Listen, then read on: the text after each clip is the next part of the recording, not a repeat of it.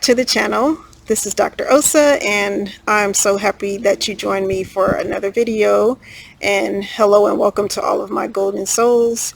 This video is hopefully going to be short for me. 5 to 10 minutes is like a short video. I know on other channels people can do like a 1 to 3 minute video, but my skill is still developing and being shorter winded, I guess.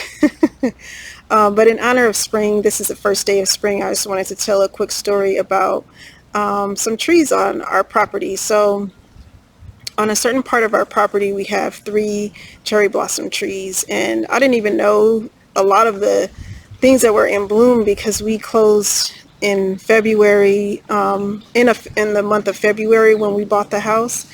And a lot of things weren't in bloom, but it was, if you know anything about cherry blossom trees, they blossom, toward the end of February, early March in most places. And so in our final walkthrough before closing, or either it was before or after closing, I realized that we had cherry blossom trees, and I was just blown away because I didn't know I wasn't paying attention to the barren trees and how they might look.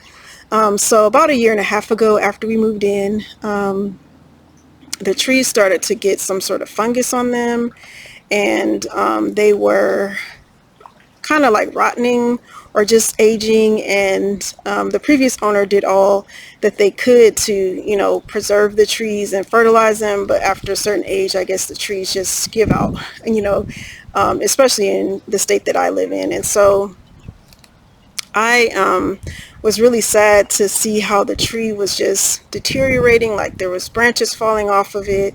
It was just in a horrible condition. And so we consulted with an arborist who specialized in cherry blossom trees and other trees, and they were mentioning that, we should just get the trees cut down, that they were, past their prime, and if we were to get them cut down with some other trees on our property that we were going to get cut down, then we would save some money. So I was, of course, really sad and devastated to hear this because, as you probably know by now, I'm a lover of nature. I love being out in nature. I love our gardens, and the property was really the main reason, other than the beautiful house, of course, why we bought our house. But I didn't want to agree to have the trees cut down. I was saying, you can go ahead and get the other trees. I spoke with my husband about it, and we decided that we wanted to wait and see what would happen with the trees. And so I decided not to get them cut down, and I really wanted them to live, and I really wanted to put forth like some effort to make them live. So we bought some fertilizer. We didn't use it, but it was, bought just in case, because it was kind of out of season to use the fertilizer blocks for those trees. But one thing that I did do is that I went out there several times and I touched each tree and I prayed over the tree. And I know this sounds like a tree hugger moment, but I just believe in the power of prayer and the power of intention. So I prayed over each of the trees, and I, just said blessings over them, and I was just affirmed that they were alive, and that they would continue to bloom and blossom and live for years and years to come. And so I totally forgot about the trees because it was like in the dead of either fall or winter. So, they don't really have much going on with them for most of the year. They're kind of fleeting, and they kind of symbolize being aware that life is ephemeral and life is fleeting. And so that's why you don't see a lot of blooms on the tree all year, and then the leaves even start dropping after a certain point.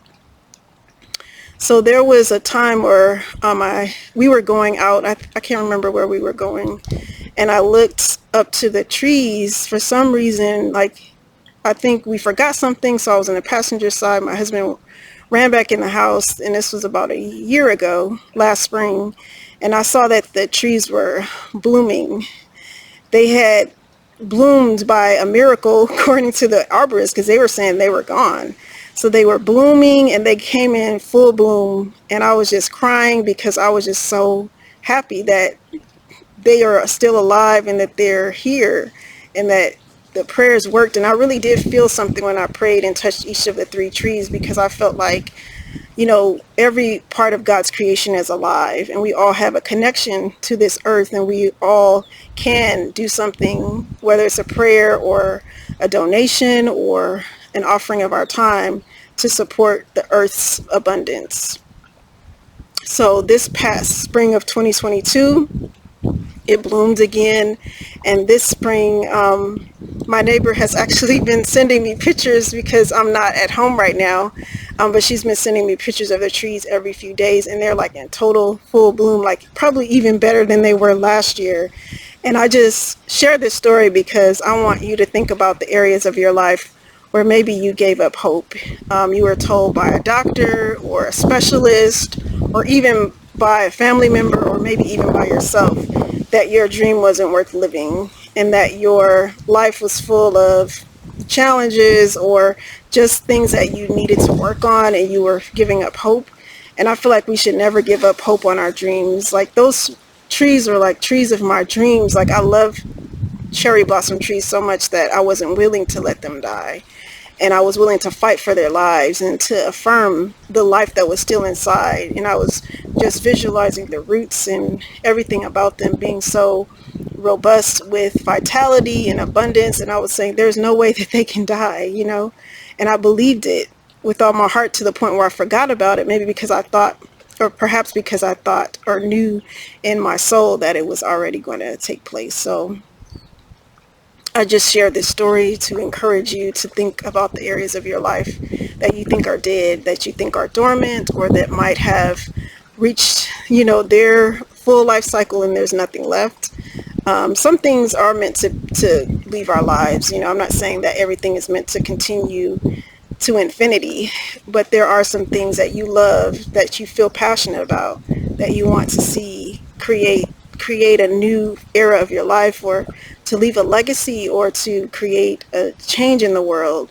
And there have been some things that have discouraged you or made you feel that your dream has died, or that despite your best efforts, you haven't seen any fruit or any return on the investment of your time, your energy, your talent, and just everything that you've put into it. I would encourage you to just revisit those things this spring and use this opportunity to reflect on how you can resurrect what seemed to have died, because life is endless, life is abundant, and so are you as an individual, and so are we as a worldwide and like universe-wide community. So never let anything die, or never let anyone tell you that it has died if you know in your heart that it's still alive. So with that, thank you so much for your time and your energy and your connection in this conversation. I would love to hear from you in the comments about any dreams that you've resurrected, or any situations in your life that you've resurrected or that you would like to see resurrected this spring. I want to remind you about the course, which I'm calling Ascension Studios. The first one of the year starts in just about a week and a half on March 31st. I would love to have you in there with me to experiment, to create, to challenge old paradigms. And it's called Release and Elevate, which is appropriate for the spring, to release the weights, the things that have gathered dust and your own maybe disgust, and to rise to a new level for this new year, which is full of promise and full of abundance. So stay golden, stay elevated, and stay uniquely you, and I'll see you in the next one.